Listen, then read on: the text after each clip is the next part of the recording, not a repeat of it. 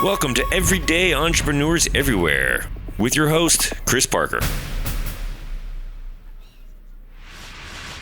Well, hello, this is Chris Parker back with Everyday Entrepreneurs Everywhere. I've known Rob for, I don't know how many years, a lot of years, but I've been delightfully part of the CIO community in the Netherlands. And that community, I guess you could say, actually exists as a community because of the work that Rob and his wife, Regina, and their team do. Thanks for the introduction. I'm Rob. I'm 56. I'm being an entrepreneur from the last 20 years, working for corporations with Japanese mothers and North American mothers, so to speak. Find myself in a position that I was fed up with corporate bullshit. I started my own company from the heart, so to speak. But I think I built my company on relation rather than transaction. Mm-hmm. And that's, I think, the story of my life in being an entrepreneur. And what I mainly do is, well, you stated it, is facilitate in a lot of diverse ways the community of, let's say, people who are in charge and responsible for IT and technology within the bigger organizations in the Netherlands and across Europe also. And why I did that? Yeah. Well, very simple. When I was working with a company, one of the companies what I was working for was a company called Hyperion Solutions. And they were kind of a market leader in terms of business analytics and business intelligence within the financial arena, right? Budgeting and planning and consolidation processes. We figured out that it was not about looking back, but it's going about looking forward. And that was, I think, the early 2000s, right? When you had Enron and you had, Sarbanes-Oxley coming up, all kind of things within the financial arena, within the function of the financial director was to become more important because of, looking upfront and M&A and all those kind of stuff.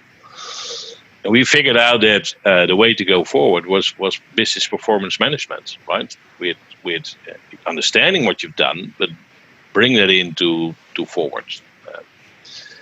But there was no community. There was no community of financial directors. There was no community of IT directors. You can imagine all kind of titles and all kind of jobs and roles there. So we started that finance community, and a couple of years later, one of the CFOs said to me, he said, Rob, this is a great platform and this is a great thinking, that performance management and forward. But there's a guy in the corner that's called CIO, and he's the guy who's shouting around about centralization and optimization and bringing that up to corporate, and that's the IT guy, and he's responsible for SAP and Oracle and all those stuff. And so what you are doing is enterprise wide. It's not finance only again. So you need to put your arms around the CIOs.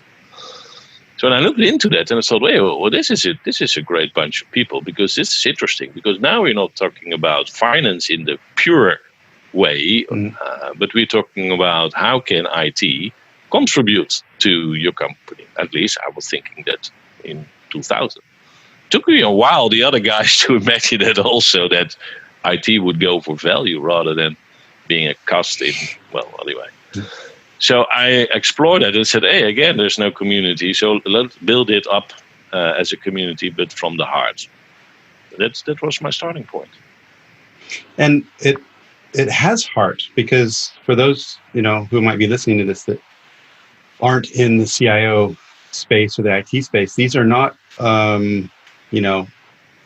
50 people in a hotel room or conference room with a couple, dry speakers and then, a cracker.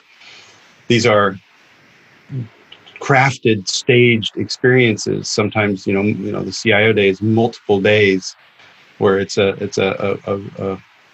always an incredibly well thought through, at least as a participant, blend of community members presenting, and you've given me a chance sometimes to take risks and present some crazy stuff on stage, as well as thought leaders from around the world, as well as up and coming some of the startups and things of the world, and then the entertainment factor, and it's all sort of has this special Rob and Regina sauce that you mix up, that somehow makes people connect, and it's really sort of I think your events sort of almost give a bit of a heartbeat to the annual year for a lot of the people in the community. So I think definitely heart, but also a lot of creativity and risk taking, because it seems like every year, we talked just before about sort of business model innovation.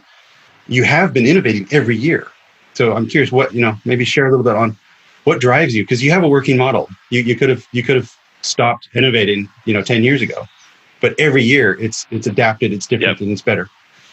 Yeah, I think that what you described, and thanks for the compliment and thoughts about it, but it's not about only that. So I think if I look to what I try to do within facilitating this community, it's I think the key words are 24/7 and multiple. So what I mean with that is this community is 24/7 open. Because I think that's the basis of being a community, and not when you're there, I'm there, right? Yeah. So I'm open 24/7. That's one. The second thing is multiple. So it's not only about what you can see on activities, but it's also about what can I learn from educational point of view. What can I share? What I can bring, and I can collect. And that has to be in balance because you are in a different maturity stage than, for an example, another colleague, right, who has just started. But you also want to find yourself in a comfort zone about trust. So trust has also to do with how much do I know from you to build up a relation, but also understand where you are and can give you an advice. So, for example, I'm drinking 50 times a cup of coffee with people saying, what is the next step I should take? And I have not a label on that. I'm not an executive search company, or I'm not an advisory company, but that comes with the territory. Mm-hmm. If you put it all in perspective, then it's that multiple says, okay, the more you know from me from a profession and from a personal point of view, the best you can bring programs for me, right?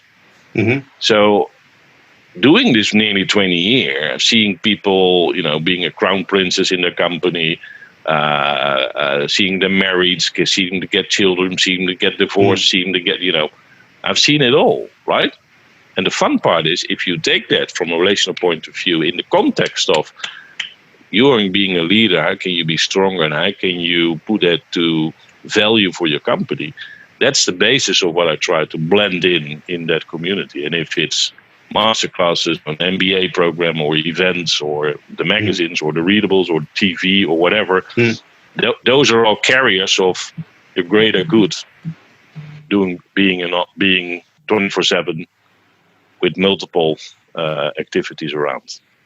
And recently, you've also gotten into with partnerships into research, the high performance digital organization research, which has been going on, I think, well over a year. With academic rigor. How does that fit in? Going into more of the research, because there's a relational aspect and now there's a research aspect, which I think is sort of looking at maybe the intellectual and the emotional side of all these people in your community. Yeah, I think the interesting concept of those programs we run. So if you talked about innovate, right? You constantly have to innovate. And I guess one of the elements of innovation is how can you blend certain aspects. So if relation point of sharing is strong, but how can you get this sharing, this piece of information, in a kind of a model that you would say, okay, if I do this from a scientific point of view, then it suddenly gets a different value, right? Mm-hmm. Because then you can talk about true or not true, right? Then you can talk about the principles behind science, right? So then suddenly it's not about like or dislike. Suddenly it's about the truth. The only way I think is interesting to do this is not from an academic point of view as being this is the model, but creating this model from the relation point of view, saying, you're going to write it yourselves, guys. I only have this professor saying this is the matrix behind it, right? Because you're going to stretch your brain saying not this is my gut feel or this is my best practices, this is wrong or this is good or this is great. No, this is the format you will get, my academic format. I will coach you and you will create it together. And even the paper itself was written by the peers, right, themselves, including the textures, not my editor-in-chief doing the great words, right? You, and you. This is the format we said. And that's an interesting piece of transformation or change in how can you create content together. Yeah. And that's for me is innovation. Speaking of innovation, there's been some innovations you've added to your portfolio over the years that later you've stopped, you've culled, you've sort of peeled back. I'd love to hear a bit about what is your lens to know what to focus on in your business, because you seem to be constantly balancing and saying, okay, well, if I'm going to do a little of that, I'm going to peel back a little bit of this and keep crafting the portfolio. That's an interesting one, because then you come into, I guess, being me as an entrepreneur. Being another one as an entrepreneur probably would give you a totally different answer, I guess, Chris. So if I look this from an entrepreneur point of view, I would say that when I started this whole CEO community, it's very easy to say, hey, this is great. Let's go for a waterfall approach, right? So what's the next layer? What's the next layer? What's the next layer? Et cetera, et cetera. But what I find myself interesting for making decisions is relevance, is impact, is meaningful. So if it's not relevant, if it's not meaningful, if there's no impact, why should I do it for just for myself, from a commercial perspective or a transactional perspective? It doesn't strengthen my core, right?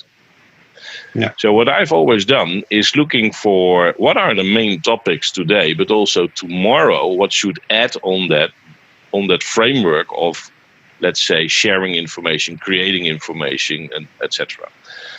So when we were doing this first initial waterfall process, it was about, you're a chief, but you have 4, 5, or 6 buddies reporting to you. Right? You have your chief infra, your chief application, your chief... And they are buddies, and they need to have their own buddies also to understand if they're good or great, or how they can share that, right? In their context of the discussion with applications or information or security, or etc. And how can you bring that back together again? And then you see different changes in terms of, I guess, the developments. You got innovation was more important. You got sourcing went more important. So then you get horizontal changes in the landscape, right? And then suddenly you create it again, and then you make more focus again. You compress it again, and then you say, okay, so we have done this. And then you have to, and then that's, I think, is an important piece of the puzzle. Then you have to say, if I compress it again, because it served as it should have, providing, right? Then you have to say, do I still need to provide, for an example, a topic of sourcing to this level? No, because it's within their system, it's within the bucket. So after 8 years or 9 years, hey, Rob, we know the drill. See, in the movie got a T-shirt about sourcing. So you're done. So then I have to say, okay, this is a group of 8,000 people. I have a magazine. I've got multiple events. I've got education. I've got 4 or 5 people working on it. Do I still need to do this? For what? And then, of course, another matrix pops in and says, well, if it doesn't bring me kind of a margin principle, then, why should I play this effort? Because if I take these people, they can be on other buckets much more meaningful. So then you take a decision saying, okay, carve this out. That's done. It served its purpose. It's done. It will not contribute any longer. It's done. And take your people, put them to the next project, to the next assignment. And that could be X, Y, or Z. Well, I think the CDO, Chief Digital Officer, Data Officer, that role, I think, is in that journey of discovery and reflection right now. I think as a role in the industry, because you've told me some metrics, from the industry that the average tenure of its chief digital officer is like 9 months or something. Correct me if I'm wrong on that. And so I'm really curious what your vision on that is, not only as a contributor to that community, but also just interest. Because what I also, feel is maybe one of the reasons why the CDO's less effective, maybe than other roles, is because, say, executives want to digitize their business, and then they hire someone, and then they say, "You go digitize the business." When I think in reality, that executive needs to digitize themselves and actually then be that change. So, what's your vision on the CDO landscape? You've got 30 seconds to explain. Read the book. Read the book. No, it's a great question, and multiple answers are there, right? And being careful with my answer in terms of because it isn't a one fits answer for all, right? Because that would be too easy.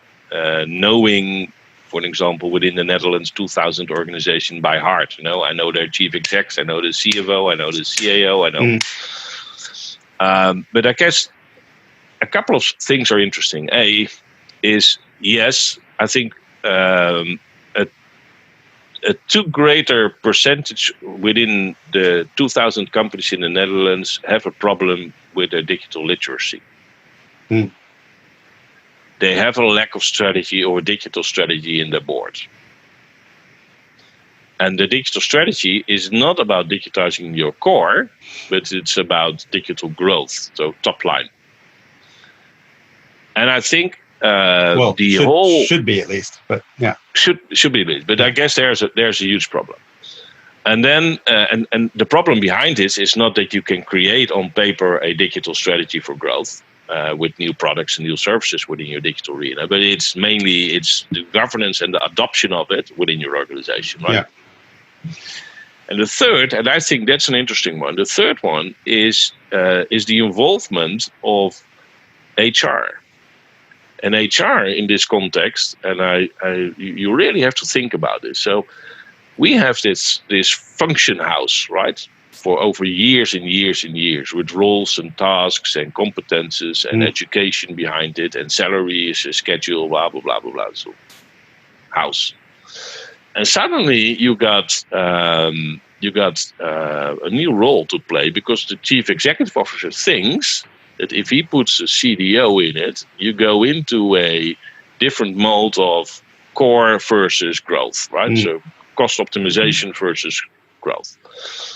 And suddenly you have this discussion. And why you have this discussion? Or because of, your current CEO is not taking his role and tasks and his responsibility to do these two things, right? So that's a near question, right? Yeah. That is. So, and that can be, but then you have to question: do I need to replace my CAO, or do I hire a CDO, right? And then there's a second question is then, okay, if I look to my company, how much if that change will be from a by model perspective, or for an example, is that interesting, right? So do I leave this guy and optimize things, or and bring in a guy? But what is this guy going to do? And then you see the last problem is this guy is often not a guy in charge of within the governance. No, he's not the top dog in the governance often. He's not a guy with a team. He's not a guy with a budget. So he's a bridge builder, right? But these guys are selected by HR and executive search companies throughout this whole domain, right? So CEO plus a little bit more digi, right? And more techie, more. But there's no classical, because there was no study for CDO, right? Not in digital, not in the disruption or the transformation. In data, yes, you can find enough study to be a data guy, chief data officer, for example. So suddenly this guy was framed by the executive search companies and the HR saying, well, this will be the guy who's building widgets, right? No. And I think this was one of the greatest problems, because he or she doesn't know what the role and task was. So I've seen it happen, Chris, that there was interviews going on between people with a firm job going into a new role, where the company and the executive search company would say, it still has to be clarified what your role and task will be, but it will be a great momentum. So let's go for it together, right? And 70% was within the first 9 months was fired or have walked out of the job. Mismatch.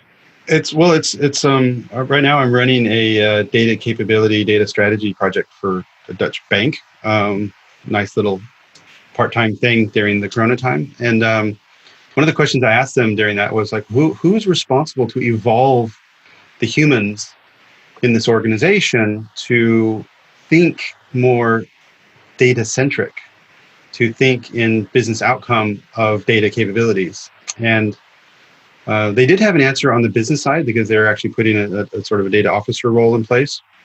But that was more to educate the business side, which was good. But I said, well, what about this whole technical landscape of humans that are actually going to have to, wear this pressure, because just because they work on applications and systems doesn't mean that they are data people or they are digital thinkers. And so one of the things we're going to include in that recommendation is, okay, you need to have a human evolution strategy, coming back to your HR point, to actually either bring these people along on that journey or find new people or, somehow over time, bring that level of thinking to a new maturity. So I think nice remark, and you are absolutely right there, Chris. But then you are within the spectrum halfway. So if you go up and left or right and taking the extremes from. So we have a function house, right, from HR perspective, and then suddenly you're a company. We find yourselves in a position that your traditional business will no longer do. You need to go to this business. It means a total different P&L, total different investment, total different sales, total different customers, total different whatever, right? Yeah. But here you have this CIO who have built legacy, right? And then he needs to move to top corner, right? To Greco. So, okay, how are we going to do this? Do we go on cloud? Do we go full cloud strategy with a greenfield data, right? Yeah, but then we burn what we have invested. And their chief technology officer saying, well, we can use this technology. Yeah, but how can I get that to the back, from front to back, integrate? Yeah, and I'm the chief architect. No, we need to go slow. Yeah, but if I go slow, I'm dead before I'm come here. So there are multiple reasons why it fails, and it has to do with that role and task in the minds of a CEO, of a chief exec, saying, yeah, I need to have a kind of a model because there's something like cost and value and motivation and payments, etc. But let's say very honestly, the traditional governances of how things are decided today are fucked up. I think the accounting principles are wrong today. I think competence frameworks are wrong today. I think that the chief executives and so the board of directors and board of advisory, there is a huge digital literacy in companies, right? And I think there's an adoption problem within the whole companies within change. Well, so I recently spoke with a chief exec. He says, Rob, we have created the finest digital platform you can imagine. I said, well, great. What is your turnover? What did you make? What is your change? What is your conversion ratio from old to new? He said, 0. I said, hey, what the F is happening, right? And he said to me, my sales are saying that the customers won't buy. Okay. Well, quite frankly, an adoption problem. There's an adoption. Well, I said, well, I think it's a mindset problem because having suffered from that myself, as you well know, Rob, that we, with pretty good knowledge back in the day, we were trying to build it on the belief that they will come, and maybe spoke to customers too late in the process. That if anyone is out there building a digital platform or data platform without intimate, regular contact with their customers and crafting that proposition and simplifying the tech to the very bare minimum in order to meet that need initially, then they're going to get burned, in my opinion. So for me, that's just. But it's also about bold decisions. So I told this chief exec, I said to him, why don't you turn off your traditional products and services for a couple of months, right? Do that in a couple of areas where it perhaps not harm you. But if you're a real chief, you go massive, right? And he did that. And 3 months later, he had a shift of 60%, right? Yeah. So the sense of urgency suddenly was, I cannot sell. Customers complain. I have something to sell. Yeah, I need to teach myself that it is the new product and services, and it's sold, right? Yeah. If you have your proposition well enough nailed down, then absolutely. And also sometimes you need a crisis. And so we've got a couple minutes left, and I know over time we've spoken about taking your in-person events and going a bit video and digital, and during the Corona time, and we've got about 2 minutes or so. So if you can just give a few words about CIO TV, which was a pretty fundamental evolution of your company during this Corona time, and how can people get a hold and find CIO TV to basically enjoy some of that media? Yep. Well, interesting. Decision A was I as being also a physical guy, because I think it comes with the territory. If you are really building a community, it's not only about digital and all the technology it represents. It's about looking you in the eyes and could say and feel and then go right. Then there's the depth, I think, of the. So, but publishing a magazine, for example, hard copy, is hard during Corona, right? So ship that to your postal office address, where you're sitting at home. That will not make sense. Bringing that digital, that's great, but it's a production time of a month, right? So, and what are you missing in a month? So, what we thought about is now. So during Corona, there's firefight. And I saw rabbits. I saw rabbits saying, "Oh, how do you do that?" No. So I think one of the elements we took was saying, well, we need to create a platform where we can share all those best practices of firefight, and then probably we'll have the discussion about forward and future also, right? Popping up. So we immediately started to create COTV with 2 broadcasts a week. And the only thing what we said is, well, we need to do this as we are. So I want to have live television. I want to have people to the studio, because I want to see them in the eyes when we have the discussion. Yeah. And really, then it's valuable. So we started this. We've done 20 broadcasts. We had 50 people in the house in the last 3 months. It's killing you, right? Because hats off for TV, right? Because it's different. That's a different thing than we have done. And you can look that up at itexecutive.nl/COTV. There you will see all the broadcasts lined up. Yeah. Great. Incredible. I'll put that link in the show notes as well. Is there any other way, Rob, that people can get a hold of ICT Media and yourself? Yeah, well, I can be found on LinkedIn, right? I can be found as ictmedia.nl. But I think what I think is always the interesting thing is how can you reach me? You can reach me by Rob at ictmedia.nl, and you can reach me by LinkedIn. And I'm always looking for interesting thoughts, right? That can within this community can create value. And that's the most interesting part. What I do. I'm blessed. I can talk with you. I can drink coffee. Well, not as I used to do, right? Drinking 100 cups of coffees a year, just talking about sense and nonsense of life, and bring that back into. But but I think one of the lessons I've learned, Chris, is that you need to have focus, right? But you don't have to. What you don't have to do is an extreme focus on your finance, on your portfolio. But what I mean with focus is that you constantly ask yourself the question: do I create value for what I do? And if you are a community, then you you create value not for yourself, you create value for your community, right? Yeah. So you constantly have to ask those guys and girls, do I bring you value? What are you missing? How do you want to interact? What do you want to know? What is your sentiment? And I think those are much more important to focus on than you focus on your, let's say, your rationals. Of course, that comes with the territory being an entrepreneur. But if you have these in control, these will flow. So that's my focus, constantly on this side.